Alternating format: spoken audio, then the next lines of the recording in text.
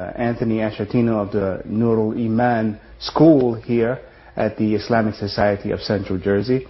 Anthony, assalamu alaikum. Wa alaikum assalam wa rahmatullahi wa barakatuh. Just tell us a bit about, first of all, what is your position here in the school, and then just tell us a bit about the school here. Okay.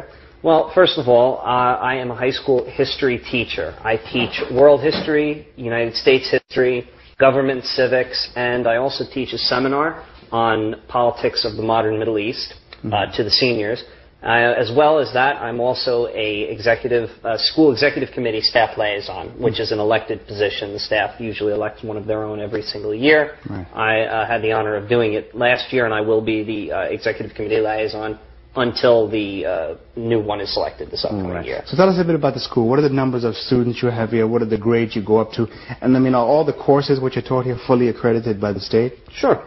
Well, we are a K through 12 school. We have multiple classes in essentially every class up until, I believe this year it's going to be up until 8th grade. We have approximately 435 students or so in the K through 12.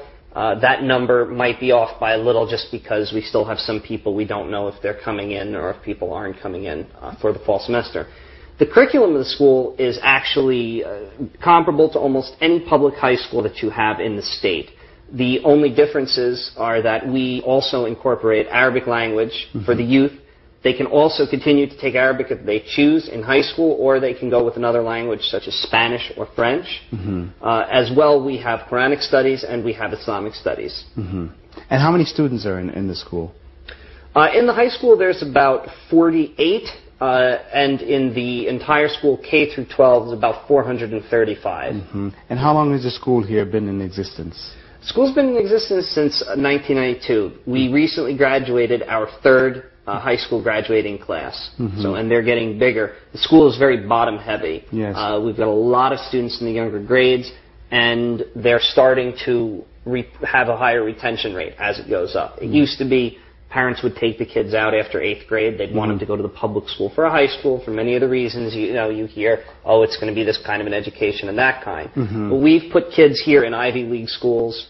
We've put kids in some of the top institutions around the area. And there's no reason now parents are realizing there is no reason to leave your kid, out of the school, not to allow them to continue on. Right, and alhamdulillah, we see the school has many facilities here. We're really impressed by the science lab here. We've been in many schools, and we haven't come across really as an extensive science lab as we have here. And I just want to ask you just to talk a bit, first of all, I want to talk about you yourself. How long have you been Muslim? I've been Muslim now for 11 years. Okay, and what's your story? How did you become Muslim? Well, it's funny. If you see on the outside of the masjid here, it stands out. A lot of masjids in America are essentially converted, warehouses or converted office complexes. Okay? But this particular building was actually constructed with the idea of being a mosque. Hence, we have a dome outside, we have a minaret. And when I was driving, I'm one of these people with an insatiable appetite, curiosity. Okay? I always have to know more and more and more. When I was driving down a few times, I noticed off to the right, I said, there's this building with a dome and a minaret. And I said, I think that's one of those Islamic places. So I was in high school, so, one day without telling my parents, I said, you know what, I'm just going to, drive off. Make the long story short, I came in, the imam was in, and I came up to him and I said, look, I apologize if I'm, violating any etiquette here. I said, I took my shoes off where it said, please take your shoes off. I said, but I'm just curious about the religion. I'm curious about, this and that. I said, I don't want to convert. I said, don't convert me. But I said, and the imam was like, that's no problem at all. Why don't you come? They were about to pray Maghrib. He said, just observe the prayer and talk to a couple of people. I said, that's fine. And over the course of, I'd say, about the next 6 months, my journey to Islam essentially was completed. And then I finally took Shahada. And when you took Shahada, and you informed your family you were becoming Muslim, what was their reaction to that? It was very bad. I shouldn't say very bad. There are families I know that were a lot worse than mine. Yes. My mother was convinced I joined a cult. I found books around the house, what to do when you think your child has joined a cult. I have a cousin who's a born-again Christian. Yes. Were you Christian also before? Yes. I was Roman Catholic. My family is Roman Catholic. Yes. Everyone else in the family to this day is Roman Catholic.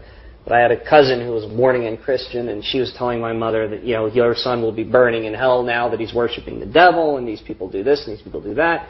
And in the beginning, it was a very difficult time trying to explain things because I didn't know enough, to really be able to defend it. But alhamdulillah, my mother, before I got married, the last year before I got married, I was living in my house. My mother actually left this is going back, a little ways. She left a little postcard on my bed right before Ramadan that said Happy Ramadan. So you see that it's really come about to the fact that now my mother and my father actually will defend Muslims when people make comments. And you think it's not about as much as what you said, is about they're just observing you and the way you carry yourself and your behavior? I'd like to think that. I'm not trying to say that my behavior has always been, we all, make our mistakes. I constantly tell my parents, don't try and base Islam on me. Base Islam on what you read into it. I can show you stuff. Because I'm human. I screw up, more than I would like to. But I think that they recognize there are a lot of very positive things, that have come out of this with me. A lot more positive than any kind of negative stuff. Right. Anthony, now just to tie it all together, now as a Muslim and an educator, can you just talk a bit about the importance of people realizing the seriousness of putting your children into Muslim schools, especially here in America? Absolutely. Well, I think that it's very critical. In this day and age, I think it's critical. And the reason why is because we give kids an excellent education in the secular arts, I'll say, English, math, science, history, everything. But as well, there's the opportunity in public schools, and I know, having gone to public schools most of my life, you can't do things like say, well, what about God with this? The God is not a four-letter word, but it's close enough in American schools. You can't bring it up. In an Islamic school, you can integrate that. I can integrate Islam into my lessons. I can talk about the way that different things happen in different parts of the world, for example. And I just think it's very important because a lot of kids that are outside today, they don't, as I know that, many other educators have said, the kids today, they're into a lot of stuff that kids ought not to be. Yes. And there's a lot of pressure. You don't want to be the outcast, Now, it's better in some schools where there are more Muslim kids in some public schools and they can create a little bit of a community. But there's still overwhelming pressure. Let's go to this party. Let's go do this. Hey, why don't you smoke this? Why don't you drink this? At the Islamic school, the essence is that by constantly reinforcing the deen on a 24-hour basis, the kids actually get. Brother Anthony, let me just ask you one more question. Sure. We find in some of the Muslim schools that people who are not Muslim prefer to put their children in the Muslim schools. Do you have that situation here some also?